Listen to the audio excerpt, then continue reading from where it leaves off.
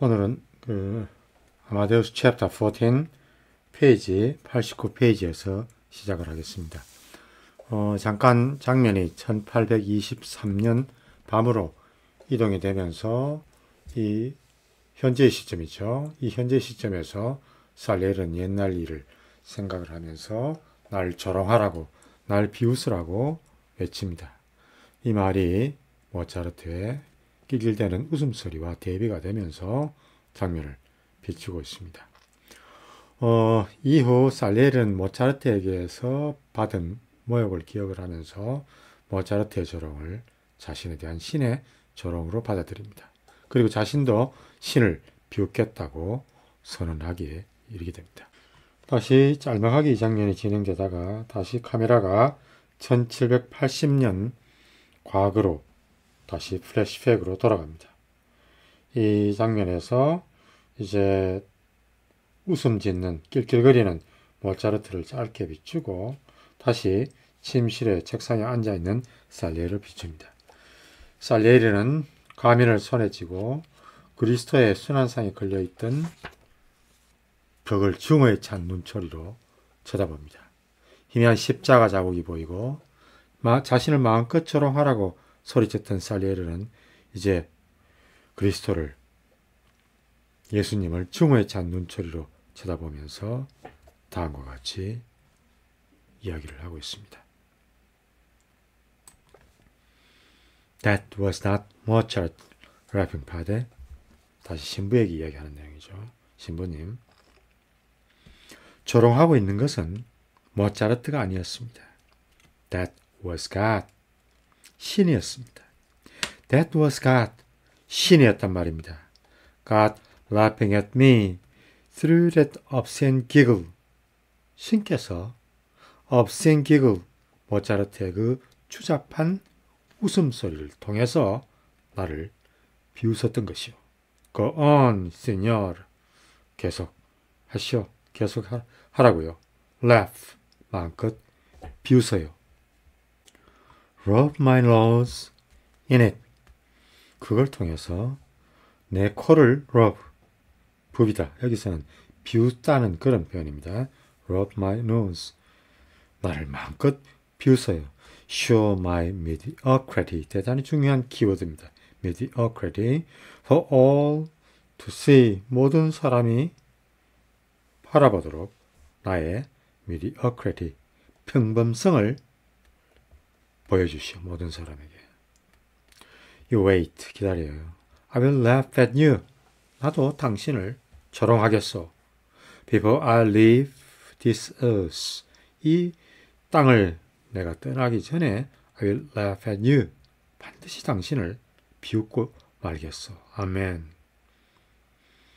죽기 전에 반드시 신을 비웃을 것이라고 지금 선언을 하죠. 마치 신에 대한 선전포고와 다름없는 그런 불경스러운 말을 하고 있습니다.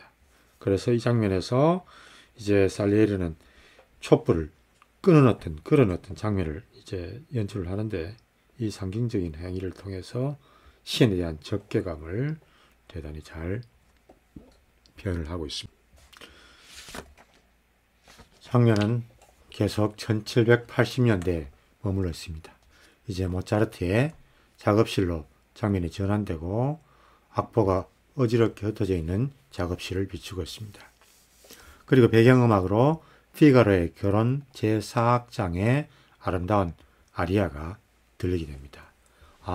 tutti content이라고 하는 배경음악이 흐르고 있습니다.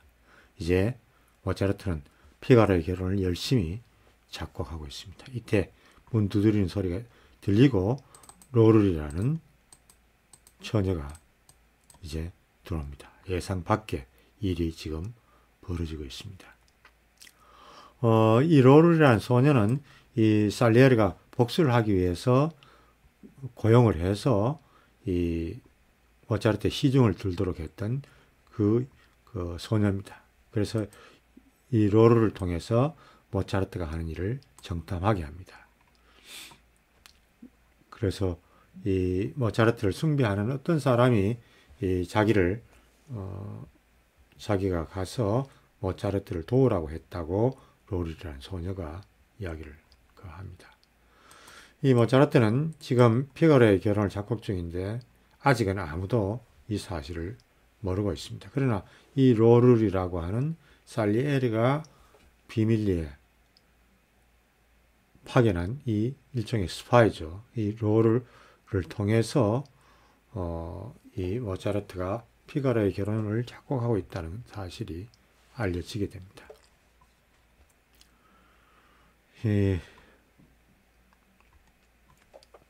모차르트는 이 로를이 아무런 돈도 받지 않고 봉사를 하겠다는 이 말에 대단히 솔깃해하지만은 이 아버지 레오폴드는 그녀를 의심하죠. 사실 의심하는 것이 맞죠.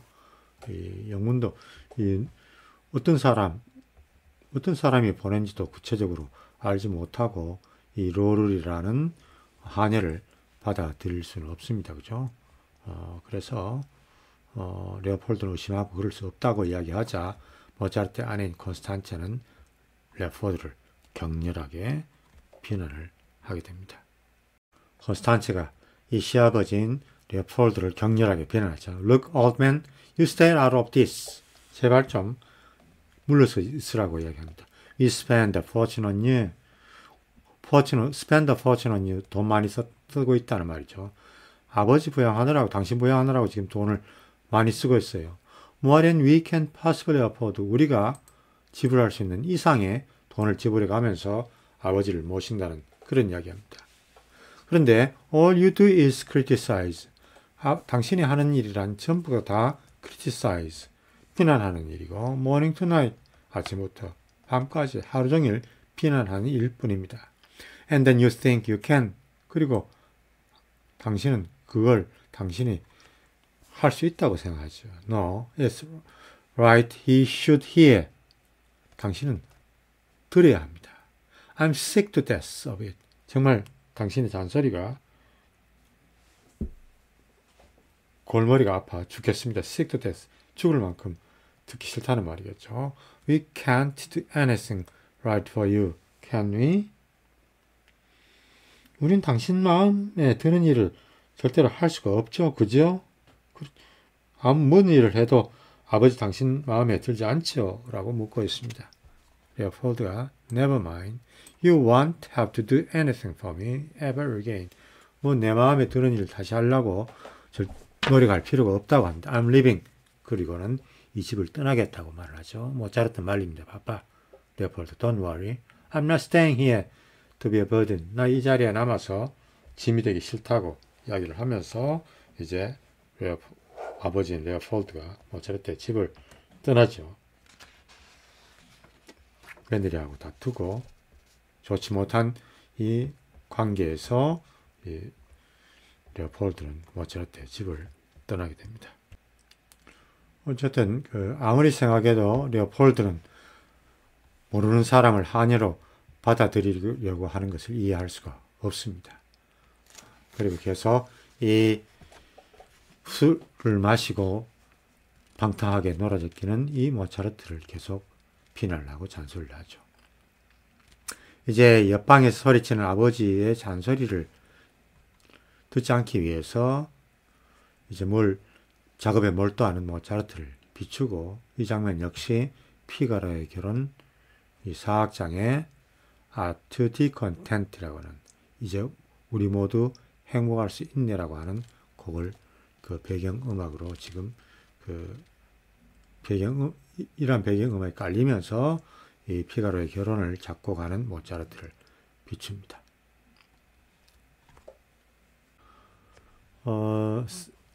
살리에리는 이 모차르트의 집을 갔다 온 로를에게 모차르트에 대해서 몇 가지를 묻고 이 가족들이 다 집을 비우면은 자기에게 알려달라고 합니다. 한번 그 집에 들어가서 모차르트가 무슨 일을 하고 있는지를 지금 알고 싶어 하는 것이죠. 챕터 15입니다. 텍스트 페이지 93페이지고 이 장면은 계속해서 피가로의 결혼 작곡에 관련된 또 이 작곡한 이 피가로의 결혼 이 리허설에 관련된 장면으로 이 챕터가 구성이 되어 있습니다. 이제 살리에르는 이 모차르트가 집을 비운 사이에 몰래 모차르트의 방을 방문을 하고 거기 가서 무엇인가를 보고 놀란 표정을 짓습니다. 살리에르는 모차르트가 피가로의 결혼이라고 하는 이 오페라를 작곡하고 있다는 것을 알게 됩니다. 그런데 이 지점에서 대단히 경쾌한 피아노 협주곡 22번의 선율이 사라지고 피가로의 결혼 악보의 단어들이 악보의 어떤 그 음표들이 음악이 되어 흐르게 됩니다. 피가로의 결혼에서 다시 우리 모두 행복할 수 있네라는 선율이 들려옵니다. 피가로의 결혼 대표적인 아리아 중에 하나인 대단히 아름다운 그 선율이죠. 이제 모차르트가 피가로의 결혼이라는 작품을 작곡하고 있다는 것이 알려지게 됩니다. 그러면서 이 작품에 대한 논의가 본격적으로 전개가 되죠. 이 작품의 내용이 어떤 이 시대에 위험한 어떤 문제를 담고 있는지 아닌지에 대해서 지금 서로가 이야기를 하는 그런 부분입니다.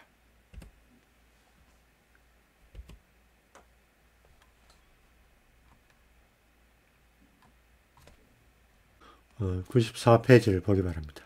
살리에르는 로젠베르그 작가 본너에게 모차르트가 새로운 오페라를 작곡하고 있다는 사실을 알리게 되고, 살리에르는 모차르트가 피가로를 주제로 피가로라고 하는 이 하인을 주제로 선택했다고 이야기를 합니다. 이 모차르트가 피가로의 결혼을 작곡하고 있다고 하자 로젠베르그 극장장이죠. 로젠베르그는 모차르트가 미쳤다고 반응을 합니다. 왜냐하면 이 극은 프랑스 연극 작품입니다. 이 연극 작품인데 같은 명칭으로 오페라도 있고 프랑스 연극도 있죠. 프랑스 연극 피가로의 결혼이라는 것은 지금 황제가 상인을 금지한 작품입니다. 그 작품 내용에 어떤 계급 간의 갈등을 조장하는 그런 내용이 포함되어 있다고 해서 황제가 상연을 하지 못하게 금지한 작품인데, 자, 이 작품을 이제 오페라로 만들고 있다고 하니까 문제가 될 수가 있는 어떤 그런 사건이죠. 자, 이 작품은 이 귀족의 하인을 주인공으로 삼고 있고, 또 이 귀족이라고 하는 존재를 하인보다도 못한 호색가로 표현하고 있습니다. 이때만 해도 이제 낭만주의 시대로 넘어가기 전에 신고전주의 시대에 어떤 작품의 주인공은 대부분 어떤 평민들이 아니고 귀족들이고, 또 귀족들은 또 고상한 어떤 인성을 갖고 있는 그런 존재들로 잘 그리고 있죠, 작품은. 그러나 이 피가로의 결혼은 이러한 당대의 관습을 깨고 이제 하인을 주인공으로 삼아서 이 작품을 만들고 있습니다. 이 모차르트가 이 피가로를 주제로 오페라를 작곡하고 있다는 사실이 이제 보고가 되고, 이제 황제는 모차르트를 불러서 왜 이 작품을 만들려고 하는지를 추궁하게 됩니다. 긴 이야기를 하지만은 이 황제가 말하는 요점은 이 피가로의 결혼이라고 하는 이 작품이 계급 간의 갈등과 증오심을 조장하는 작품이어서 절대로 상인을 허락할 수 없다고 맹세를 합니다.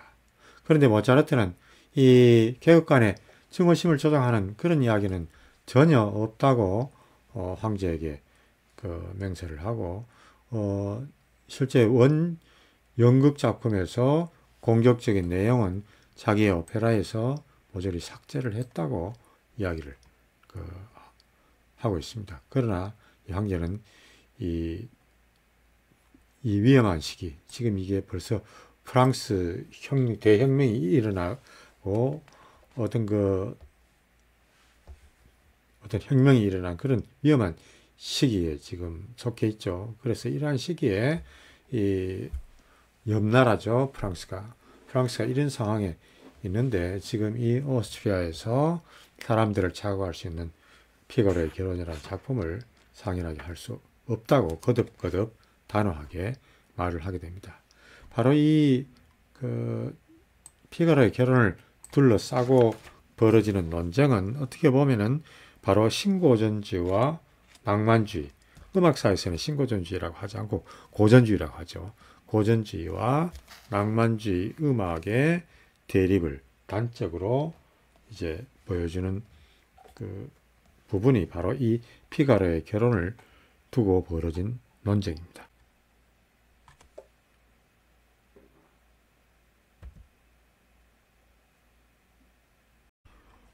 이 논쟁의 구조적 시점은 1785년쯤입니다. 이 보마르쉐라고 하는 프랑스의 극작가가 피가로의 결혼이라는 이 작품을 이제 무대에 올렸습니다. 이 작품은 루소와 볼테르의 자유혁명 사상이죠. 자유사상입니다. 이 저술들과 마찬가지로 프랑스 혁명을 유도한 원인 중의 하나로 꼽힐 만큼 실제로 대단히 문제가 된 작품이었습니다. 그래서 요세프 황제가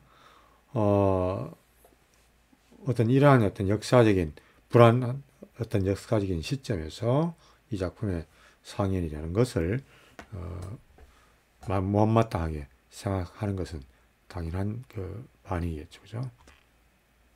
요세프 황제의 여동생인 마리 앙투아네트가 이제 프랑스로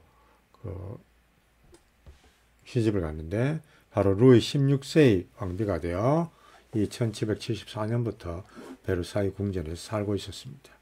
그리고 이 여동생인 앙투아네트로부터 종종 황제는 프랑스의 이 위험천만인 사항을 지금 듣고 있는 그런 시점이죠.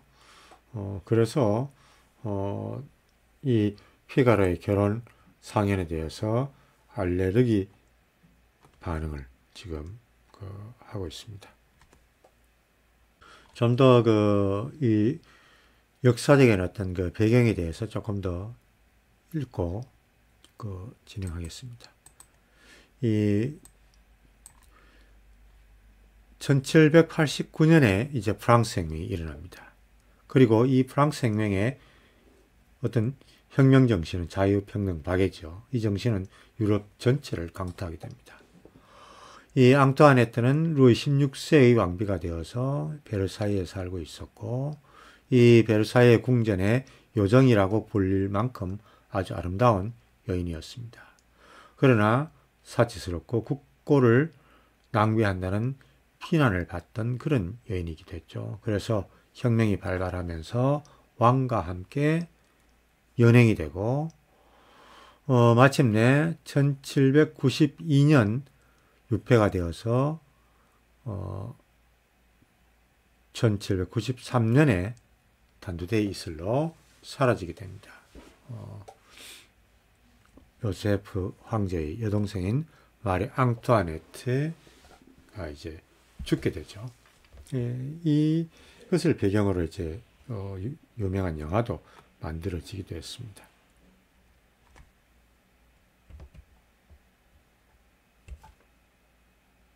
이 피가로의 결혼을 상연하지 못하게 하지만은 모차르트의 설득 또한 끈질깁니다. 그래서 마침내 이 내용을 바꾸어서 오페라로 만든다면은 상연해도 좋다고 하는 허가를 황제에게서 받게 됩니다. 그래서 모차르트는 계속해서 이 피가로의 결혼이 정치색을 배제한 사랑을 다룬 희극이라고 이야기를 하면서 계속해서 황제를 설득을 합니다. 그래서 오페라 작품에서는 이 피가로의 결혼은 남성과 여성의 갈등을 다룬 사랑 이야기에 초점을 맞추어서 이제 진행을 합니다. 이제 어떤 계급 간의 갈등을 조장할 수 있는 그런 내용을 이제 삭제를 시키고 작품을 만들어내죠. 오페라 역사에서 이 피가로의 결혼은 거의 기적에 가까운 그런 작품입니다. 이중창이 삼중창으로, 삼중창이 사중창으로, 사중창, 오중창, 육중, 팔중창으로 이어지면서 완벽한 화음을 만들어내는 흥미로운 작품을 이제 만들어내고 있습니다. 그러나 이 장하게의 작품을 변호하는 모차르트에게 슈비텐 남작을 좀 더 사랑 이야기가 아니고 좀 더 고상한 주제를 선택할 수 있지 않겠느냐고 다음과 같이 이야기를 하게 됩니다. Mozart, music is not the issue here. 여기에서 음악은 그렇게 큰 문제가 아닐세. No one doubts your talent. 그 어느 누구도 자네의 재능을 의심하지는 않아. It is your judgment of literature that's in question. 하지만 문제가 되는 것은 바로 그 문학적인 판단, 즉 문학적인 내용이라는 이야기죠. 그 문학적인 그 내용일세. Even with the politics taken out.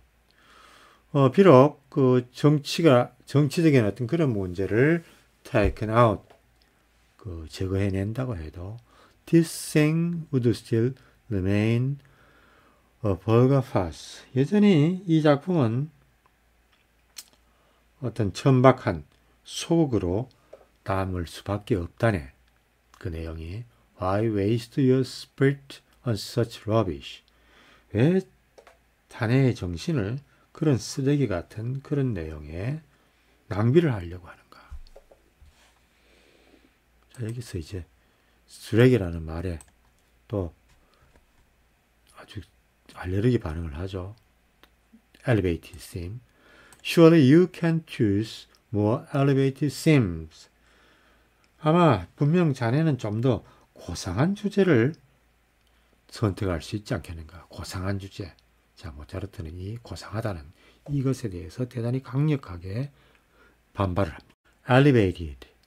고상한 게 뭐죠? What does that mean? 뭔 뜻이죠? Elevated. 고상하다고요.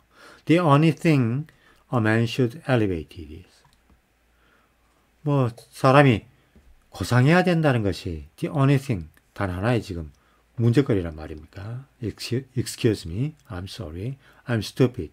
제가 바보였네요. But I'm fed up to the teeth with elevated things. 하지만 저는 이 고상한 일에 대해서, 고상한 것을 말하는 것을 두고는 정말로 fed up to the teeth, 진절머리가 난다는 표현입니다. 진절머리가 신물이 납니다. 고상하다니요. 그런 말은 신물이 납니다. 나는 더 이상 그런 고상하다는 소리는 더 이상 듣고 싶지 않다고. 고상한 것을 말하고 그 내용으로 작곡을 하라는 것을 더 이상 받아들일 수 없다는 말입니다. 모차르트는 고상한 것이 신물이 난다고 하고 그것은 오래전에 사라진 이야기일 뿐 지금 우리의 시대에는 맞지 않다고 이야기를 하자 슈피텐 남작은 다음과 같이 이야기합니다. 그런 고상한 일들은 영원하다고 하죠. 우리 안에 있는 그 영원성이 단명한 게 아니고 계속 간다고 이야기합니다. 지금 음악사에서 고전주의적인 어떤 그런 내용을 이야기하고 있습니다. 오페라는 여기서 우리를 고상하게 만들 수가 있다고 이야기합니다. 엘리베이트 할 수 있다고. 공격적이긴 하지만은 이 자리에서 모차르트는 형식적이고 절제된 음악이 지배적이었던 당대의 보수적 관행을 거부합니다. 그리고 자유분방하고 진보적인 음악을 추구하려고 하는 그런 모습이 드러나 있습니다. 모차르트는 자신은 천한 놈이지만은 자신의 음악은 절대로 천하지 않다고 말을 하면서 황제를 설득하고 황제는 조건을 붙여서 이제 그 상인을 허락하게 됩니다. 오페라사에서 불후의 걸작이죠. 피가로의 결혼. 이 피가로의 결혼 1786년 비엔나에서 초연이 됩니다. 어떤 장르로 봐가지고도 아주 특이한데 희가극 오페라입니다. 오페라 부파라고 그렇게 분류를 하죠. 오페라 부파, 희가극 오페라입니다. 희극적인 오페라입니다. 로렌츠 다본테라고 하는 사람의 대본을 바탕으로 해서 그 대본으로 이 피가로의 결혼이라는 오페라의 어떤 음악을 이제 모차르트가 만들게 됩니다. 이 피가로의 결혼은 이 남봉꾼인 호세꾼인 백작에게서 약혼녀를 지키려고 결사적으로 노력하는 피가로가 있고, 또 수잔나라고 하는 여인을 탐을 내서 초약권을 주장하는 알마 비마 백작이 있고, 백작의 바람길을 고치려는 백작꾼인 로지나가 있고 등장하고, 또 이 어려운 상황을 지켜볼 수밖에 없는 그러한 수잔나가 있고, 이 남봉꾼인 케르비너와 피가로를 잡아먹지 못해서 안달인 악역인 바르톨로라고 하는 인물들이 등장을 합니다.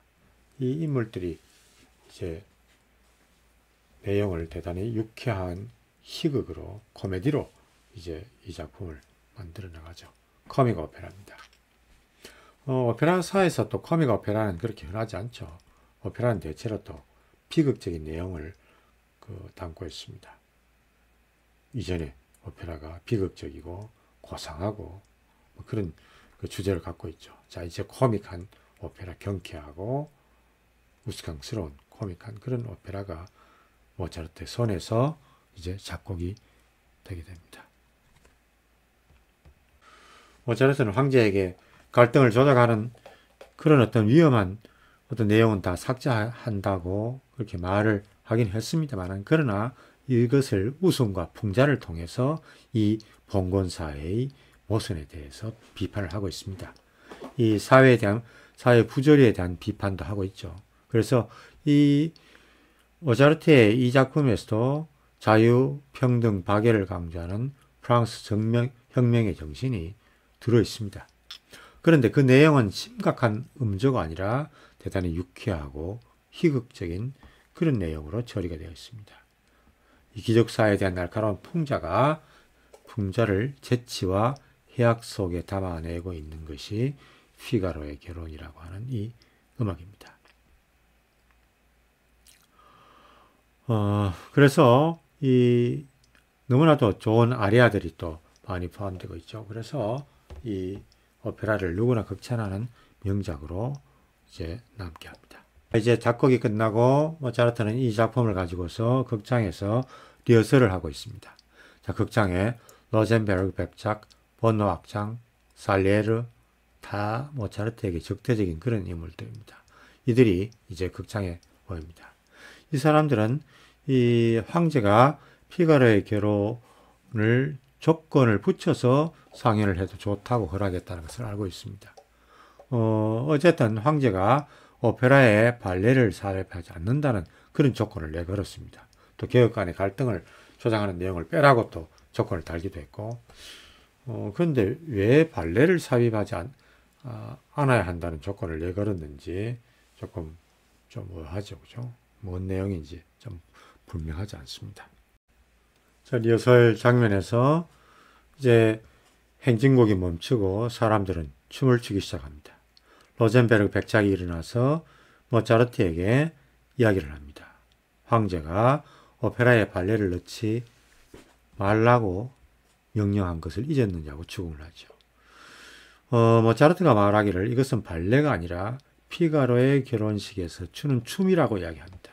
뭐 사실 발레나 춤이나 뭐 그리 다르겠습니까? 그죠? 그런데 이것은 발레가 아니라 피가로의 결혼식에서 추는 춤이라고 이야기를 하면서 피해가려고 합니다. 이것은 춤이고 황제가 이야기의 전개의 한 부분인 춤까지 금지하셨던 것은 아니라고 모차르트는 항변을 합니다. 결혼식의 춤이지 본격적인 발레가 아니라고 이야기를 하죠. 그러나 이 로젠베르그는 황제의 칙령을 마음대로 해석하는 것은 위험하다고 하면서 지금 이 춤을 추는 이 부분의 악보 몇 페이지를 뜯어냅니다. 모차르트는 경악을 하고 분노를 합니다. 살리에리 응접실로 가서 모차르트는 히스테리의 상태가 된 이 모차르트 등장을 해서 살리에리에게 도움을 청합니다. 사실 살리에리는 그 모차르트를 음해하기 위해서 이 로젠베르그와 합세한 사람이죠. 그런데 이것을 모르고 살리에리에게 다음과 같이 도움을 청하고 있습니다. It's unbelievable. 도대체 믿을 수가 없답니다. Director has actually left out of whose section of my music page of it.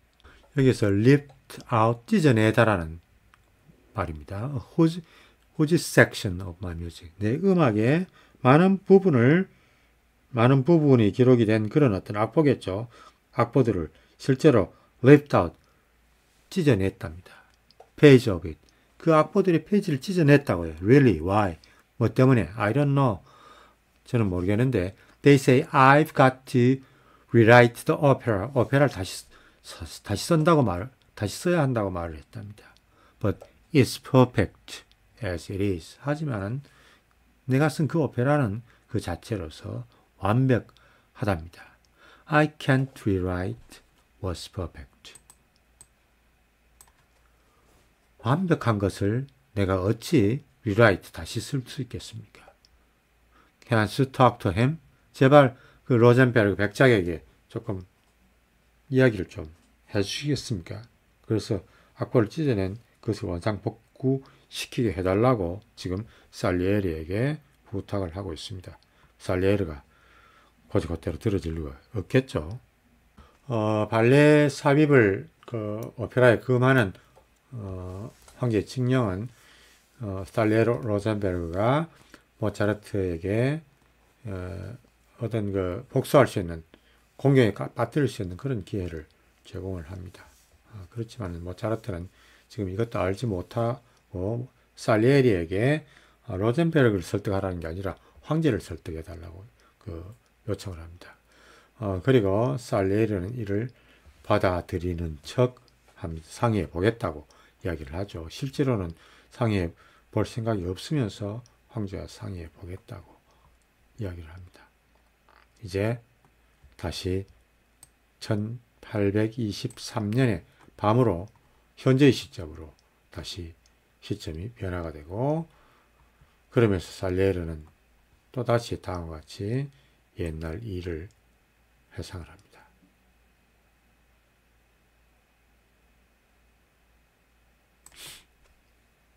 살리에르는 물론 모차르트에게 황제에게 말을 해서 부탁하겠다고 이야기를 했지만은 그럴 생각을 전혀 하지 않습니다. 자, 그런데 놀랍게도 자, 이런 일이 벌어집니다. In the middle of the third act. 리허설 장면이죠. 모차르트의 그 피가로의 결혼 리허설 장면입니다. 이 장면, 이 3막 중간쯤에 Emperor가 who never attended rehearsals. 어떤 그 리허설에는 결코 참석한 적이 없던 그 황제가 suddenly appeared. 갑자기 나타났습니다. 이제 사건이 전혀 다른 방향으로 진행이 됩니다.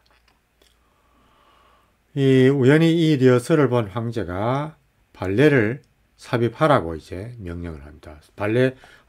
발레곡을 하지도 않고 춤만 추니까 조금 이상하게 보였던 그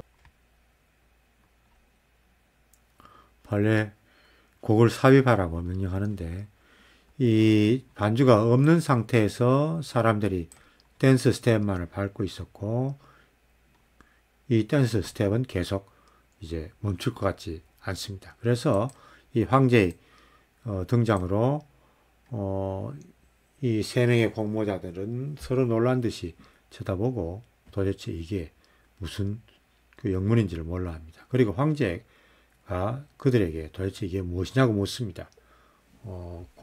발레곡은 춤곡은 나오지도 않고 춤만 추고 있으니까 지금 이상하죠, 그죠? 그 부분에 악보를 찢어내고 음악을 연주하지 못하도록 로젠베르그가 했기 때문이죠. 그래서 로젠베르그 백작은 이 황제가 오페라에 그 발레를 상연하는 걸 금지한 규칙 때문에 발레 부분을 삭제했다고 말을 하게 됩니다. 황제는 도대체 이해할 수가 없어서 이 장면에 바로 그 장면에 음악을 넣어서 들어보자고 이야기를 하게 됩니다. 그래서 가수들은 다시 시작하기 위해 무대 뒤로 흩어지고 로젠베르그 백작에게 다음과 같이 말합니다.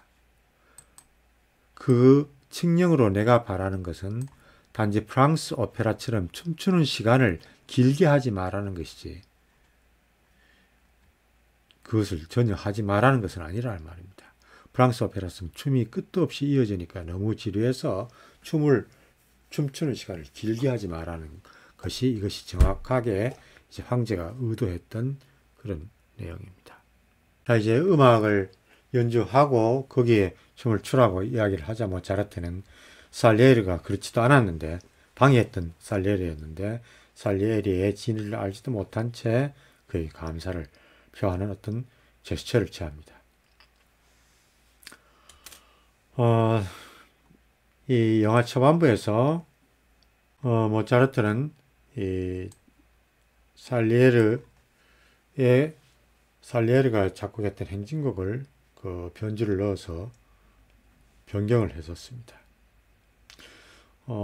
그런데 그것이 이제 두 사람의 대립을 증폭을 시키는 그런 계기가 되었죠. 자, 이제 감독은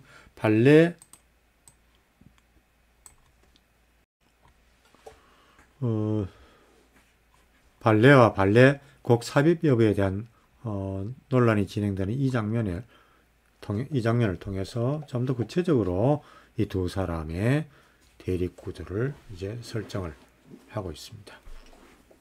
어쨌든 이 우여곡절을 겪었던 이 피가로의 결혼 그 가운데서도 3악장이 완전하게 복원이 되어서 모차르트의 뜻대로 상연이 되고 대성공을 거둡니다. 피가로의 결혼을 오페라의 역사에서 어떤 기적적인 작품이라고 이야기를 합니다. 새로운 양식을 시도를 했고 새로운 주제, 또 새로운 인물, 또 새로운 어떤 작곡 스타일을 선보였던 것이 이 피가로의 결혼이었습니다. 이 피가로의 결혼이 초연된 것은 1786년입니다. 86년 5월 1일에 이 피가로의 결혼을 앞두고 로젠베르그 백작과 모차르트 사이에 불화가 어떤 극한에 치달았던 것은 어떤 역사적인 사실로 잘 알려져 있습니다. 자, 이제 이 피가로의 결혼을 둘러싼 이야기는 이 정도로 마치겠습니다. 다음 페이지 104페이지 다음 챕터로 진행을 하겠습니다. 피가로의 결혼에 관련된 챕터가 대단히 길게 구성이 되었었죠. 자, 이제 그런데 갑자기 기적이라고 하는 모차르트의 피가로의 결혼 상연에 관련된 장면이 이 챕터 16에서 계속되고 있습니다. 페이지로는 104페이지입니다. 이 복원된 3악장 행진곡입니다. 바로 에코라 마르시아, 대단히 유명한 곡이죠. 행진곡이 힘차게 연주가 되고 이것을 두고서 살리에르는 다음과 같이 회고를 합니다. So Figaro was produced in spite of me. 나의 방해에도 불구하고 피가로는 이제 공연이 되었고 and in spite of me. 내 방해에도 불구하고 a wonder was revealed. 어떤 놀라움이, 경이로움이 드러났답니다. One of the true wonders of art. 어떤 예술의 true wonders, 진정한 놀라움 가운데 하나가 복원이 되었는데 The restored third act, 복원된 제3악장은 was bold, 대담하고 and brilliant, 정말 훌륭했답니다. The fourth was a miracle, 그리고 4악장은 기적에 가까운 장이었습니다. 살리에르 이 모차르트를 시기하지만은 모차르트에 대한 칭찬을 하지 않을 수가 없습니다. 무대 위에서 피갈의 결혼이 상연되고 있습니다. 자, 백작 부인에게 무릎을 꿇은 백작의 모습을 비추고 아름다운 합창이 이어집니다. 이 합창을 두고서 살리에르는 다음과 같은 논평을 합니다. 보이스 오버의 형태로 지금 처리가 되고 있습니다. I saw 음악을 들으면서 이야기를 하기를 I heard the music of true forgiveness filling the theater. 나는 극장을 가득 채운 진정한 용서의 음악을 들었답니다. 이제 백작부인과 백작이 서로 갈등을 하고 있지만은 백작이 남봉꾼처럼 호색한처럼 수산나를 탐내서 자꾸 이제 돌아다니니까 갈등을 합니다만은 이 백작부인이 용서를 합니다. 그러면서 이 음악이 흐르는데 바로 진정한 용서의 음악을 들었다고 살리에르가 고백을 합니다. Comparing on all who sat there a perfect absolution. 모든 사람에게 어떤 완벽하게 absolution, 죄를 사해 준다는 그런 뜻입니다. Comparing all, 모든 사람에게 완벽하게 죄를 사해 주고 극장을 가득 채우는 진정한 용서의 음악을 들었다고 고백을 합니다. God was singing through this little man to all the world. 그리고 시는 이 작은 젊은이를 통해서 이 세상 모두에게 쉬지 않고 젊은이를 통해 세상에 노래를 부르고 있고 unstoppable, 쉬지 않고 쉬지 않고 노래를 부르고 있고 making my defeat more bitter with each passing by. 그리고 이것은 계속되는 이 멋진 음악 소절들이 나의 패배를 더욱더 쓰라린 것으로 만들었다고 이렇게 고백을 하고 있습니다. passing by, each passing by 계속 흐르는 그 음악이죠. 그죠? 음악 소절입니다. 그래서 이것이 나의 패배를 더 쓰라린 것으로 너무나도 그 아름다운 진정한 어떤 용서의 음악이 살리에르의 패배를 더욱더 크게 쓰라린 것으로 만들었다고 이야기를 합니다. 이 카메라가 관람석에 앉아서 눈물을 흘리는 살리에르를 비춥니다. 아무리 거부를 하려고 해도 모차르트의 음악의 그 진정성과 아름다움을 도저히 이제 거부할 방법이 없다고 느꼈기 때문이죠. 그죠? 이 사악장 마지막 앙상블에 대해서 살리에르는 정말 경탄을 금치를 못합니다. 여기 삽입된 이 앙상블은 겸허하게 자신의 죄를 용서해달라는 인간의 모습, 백작의 모습입니다. 또 이 모든 인간의 죄를 용서하는 신의 사랑이 잘 드러난 그런 곡으로 해석을 하고 있습니다. 이 살리에르가 제시했던 흥정의 신과는 사뭇 다른 사랑과 용서의 신이 이 장면을 통해서 지금 나타나고 있습니다. 자, 그런데 이게 또 문제입니다. 바로 이 멋들은 이 사악장의 앙상블 이 장면에서 공연을 보던 황제가 하품을 합니다. 또 음악적인 무지를 드러내는 그 부분이죠. 이 황제가 하품을 한 것을 두고서 살리에르는 기적이라고 또 이야기를 합니다. 패배가 굳어진 것 같았는데 황제가 하품을 해서 또 이 작품은 실패했다고 생각을 하는 것이죠. 황제가 하품을 하는데 그 공연 중간에 어떻게 이 작품이 성공한 작품이 되겠습니까? 그죠? 그래서 살리에르는 이것을 미러클이라고 이야기를 합니다. 근데 모차르트는 그래도 행운이라고 이야기를 하는데 Emperor가 only yawned once, 한 번만 하품했기 때문에 행운이라고 이야기합니다. 3 yawns and the opera would fail the same night. 3번 하품을 하면 오페라가 그날 저녁에 이제 끝나서 실패를 하고 더 이상 상연도 하지 못한단 말이죠. 2 yawns, 2번 하품을 하면 within a week at most. 아무리 오랫동안 기껏해야 한 주 안에 이제 그 공연이 끝나고 with one yawn the composer could still get 한 번 하품을 하면은 그런 대로 작곡가가 말꼬리를 흐립니다. 2주간 할 수도 있고 3주 정도도 할 수 있을지도 모르겠습니다. 그렇지만은 더 길게는 상연을 하지 못한다고 지금 하죠. 그래서 살레리는 황제의 하품으로 인해서 자신이 패배가 승리로 바뀌었다고 생각하고 웃음을 짓습니다. 또한 로젠베르그와 베르그라는 극장장도 이 실패를 축하하면서 살레르와 함께 웃음 짓습니다. 결국은 이 공연은 9번 공연으로 종결이 되게 됩니다. 자, 오늘 여기까지 하고 다음 시간에 106페이지 중반부에서 계속 하도록 하겠습니다. 수고했습니다.